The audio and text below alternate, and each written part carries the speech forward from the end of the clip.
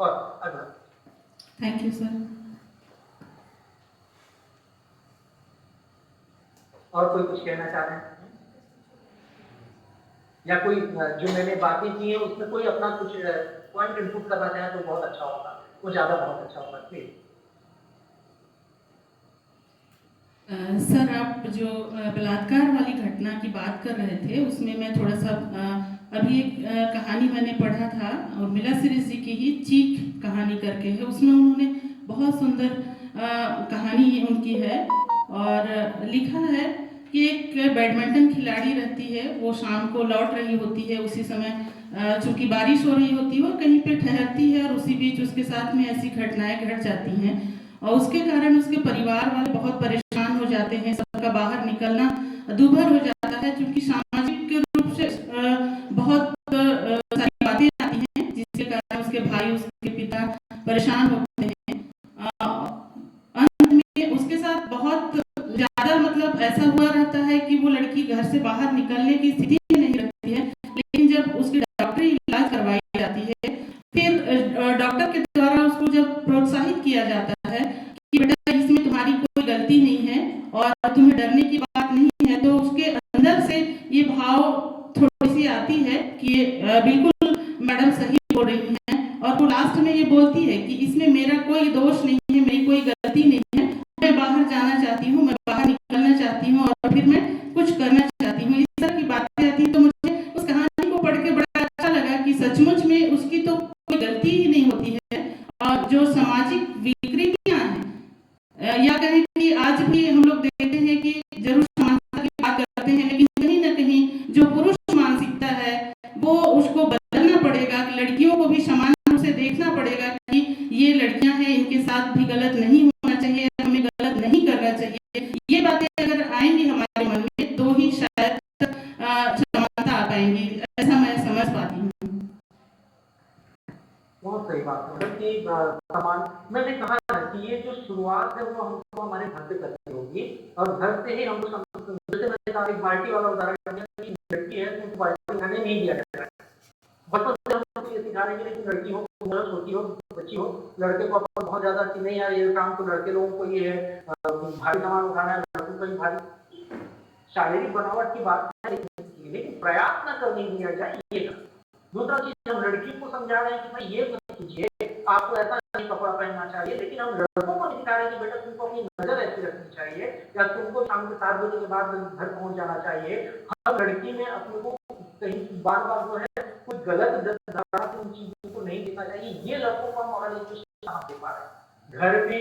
बच्चों से बात करना बेहद आवश्यक होता है, प्रत्येक बच्चे से। मैं आपको जो मैं पॉक्सो एक्ट के बारे में जब कभी बात करता हूँ तो मैं एक छोटा सा घटना का जिक्र जरूर करता हूँ, घटना मैं आपके सामने रखना चाहता हूँ कि एक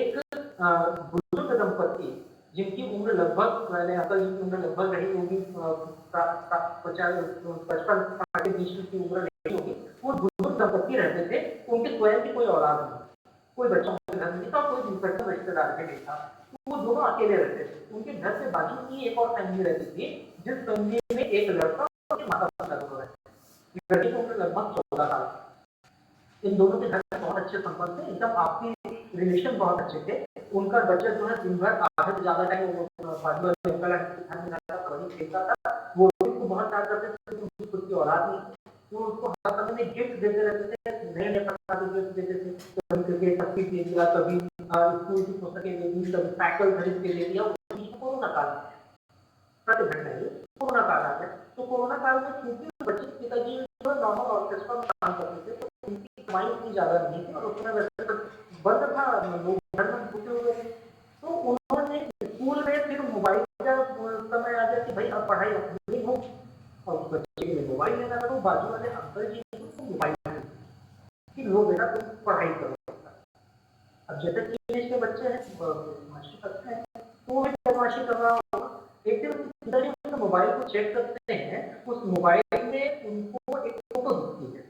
उस फोटो में वो जो बच्चा था वो नग्न अवस्था था, बिल्कुल बिना कपड़ों और वो अपनी सेल्फी ले रहा था। तो जैसे सामान्य माँ बाप थे उसको करते हैं तो समझाते हैं बेटा ये सब बात अभी ठीक नहीं है, नहीं करना चाहिए, एक आध दो झापड़ भी लगा देते, बात आई गई। 2-3 महीने बाद फिर से उसको पूरा दिन भर मोबाइल चेक करते हैं, फिर से देखते हैं कि उस मोबाइल में वैसी ही फोटो है। एक बार उनका दिमाग थोड़ा गर्म हो जाता है, वो मोबाइल की फोटो को जब वो जूम करके देखते हैं, तो देखते हैं कि पीछे की दीवार तो मेरे घर की है, वहाँ एक अलमारी रखी हुई थी, वो अलमारी भी नहीं है, उस अलमारी में एक आईना लगा हुआ था, उस आईने में एक और व्यक्ति का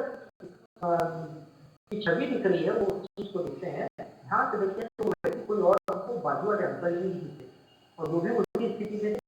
लड़का से बिना कपड़ों, जब बच्चे से जब यहाँ पर दिमाग खराब होना स्वाभाविक है, बच्चे से बात की जाती है तो पता चलता है कि पिछले 4 साल से वो उस लड़के का लैंगिक शोषण कर रहे हैं। तो यहाँ पर लैंगिक शोषण के लिए कोई मेल का लैंगिक शोषण या फीमेल का लैंगिक शोषण या ट्रांसजेंडर का लैंगिक शोषण की बात नहीं होती है, जिसका चाहे वो लैंगिक शोषण लोग कर रहे हैं। बच्चा हमारे लिए कॉर्पोरेट जो है जेंडर वायस नहीं है, वो जेंडर न्यूट्रल है, इसलिए हम उसको किसी भी बच्चे की बात करते हैं। इस कहानी में, इस केस में हमने एफआईआर करवाया। इस केस में सबसे बड़ी बातचीत ये समझ में आती है कि दुनिया में कोई भी व्यक्ति बिना स्वार्थ के किसी को कुछ नहीं, वो गिफ्ट भी किसी को देता है तो स्वार्थ देता है। भगवान के सामने हम एक चिंकाओं चढ़ाते हैं, हमारा स्वार्थ होता है, तब हम चढ़ाते हैं कि भैया मेरे को ये काम करवा दो, भगवान एक चिंकाओं चढ़ा। तो ये चीज भी है, और बच्चों को ये शिक्षा, ये चीजें हमको घर से देनी पड़ेगी, शुरुआत से देनी पड़ेगी। आदिवासी बालू क्षेत्रों के लिए हमको कई प्रकार के शोध करने पड़ेंगे, और केवल शोध तक नहीं, उसको एकेडमिक में कैसे लाया जा सके, उसको एकेडमिक में लाने के बाद उसको नीति तक कैसे किया जा सके, इसमें हमको बहुत प्रयास करना पड़ेगा। और जो निश्चित तौर पर शोध होंगे तो नए विचार निकलते आएंगे, नए विचार निकलते आएंगे तो नई पॉलिसी बनाने में, नए कानून बनाने में बहुत ज्यादा सहयोग हो सकता है, ऐसा मुझे लगता है। और किसी को कुछ कहना हो तो बहुत बहुत, अदरवाइज मेरी बातें यहाँ तक समाप्त होती हैं। बहुत बहुत धन्यवाद सर, बहुत बहुत धन्यवाद। स्पेशली आपने हमारे सेफ्टी की कार्यक्रम के लिए अपना बिजी शेड्यूल में से समय निकाला है, उसके लिए महाविद्यालय परिवार की ओर से बहुत बहुत धन्यवाद आपका सर। Thank you.